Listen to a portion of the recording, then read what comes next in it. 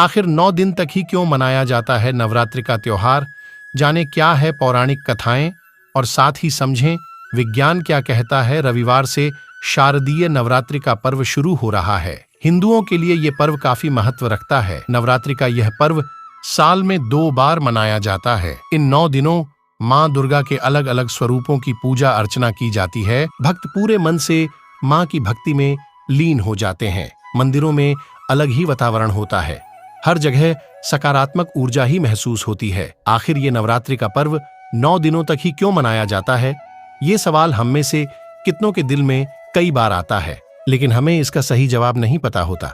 नवरात्रि को 9 दिनों तक मनाने के पीछे कई कारण हैं। कुछ धर्म कथाएं हैं तो कुछ वैज्ञानिक कारण भी हैं। इस लेख के जरिए हम आपको नवरात्रि के इस पर्व को 9 दिनों तक मनाने के कारणों के बारे में बताने जा रहे हैं। नवरात्रि पर्व को 9 दिनों तक मनाने के पीछे एक पौराणिक कथा बहुत प्रचलित है। धरती पर महिषासुर नाम के असुर का प्रकोप था। असुरों के अत्याचार से हर तरफ त्राहिमाम मचा था, जिससे परेशान होकर सभी देवी देवताओं ने एक साथ मिलकर महाशक्ति माँ दुर्गा का आहरण किया। असुरों के प्रकोप से सबको बचाने के लिए माँ दुर्गा प्रकट हुई और असुरों के साथ युद्ध किया। माँ दुर्गा के साथ असुरों का ये युद्ध 9 दिन और 9 रातों तक चला। दशमी के दिन माँ दुर्गा ने महिषासुर नाम के असुर का भी वध कर सभी असुरों का विनाश कर दिया। तब से हीनों दिन तक माँ दुर्गा की पूजा अर्चना करने की प्रथा शुरू हुई। नवरात्रि की एक पौराणिक कथा भगवान श्री राम से भी जुड़ी है। भगवान राम ने वानरों की सेना के साथ मिलकर लंका में रावण का वध किया, लेकिन रावण का वध इतना आसान नहीं था। श्री राम और रावण के बीच युद्ध हुआ। रावण को मारने के लिए श्री राम ने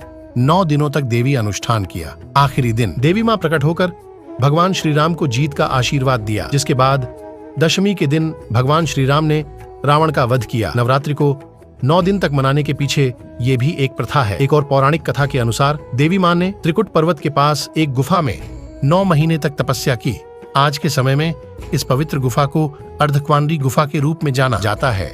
देवी माँ की तपस्या में कोई रुकावट न आए, इसके लिए गुफा के बाहर हनुमान जी पहरा दे रहे थे। लेकिन जब भैरवनाथ ने अंदर जाने की कोशिश की तो इन दोनों में युद्ध हो गया, जिसके बाद माँ खुद महाकाली के रूप में प्रकट हुई और भैरवनाथ का सिर धड़ से अलग करके उसका वध कर दिया। जिसके बाद से भक्त 9 दिनों तक माँ की आराधना करते हैं। दोनों नवरात्रि शुरू होने से पहले मौसम में बदलाव आता है। चैत्र नवरात्र गर्मी शुरू होने से पहले आते हैं। शारदीय नवरात्रि सर्दियां शुरू होने से पहले आती है। इन दोनों ही समय मौसम में काफी परिवर्तन देखा जाता है, जिसका सीधा प्रभाव मानव के शरीर पर पड़ता है। इस दौरान लोगों को बुखार, खांसी, इन्फेक्शन जैसे समस्या से जूझना पड़ता है। इन दिनों में अपने खाने पीने का विशेष ध्यान रखना पड़ता है।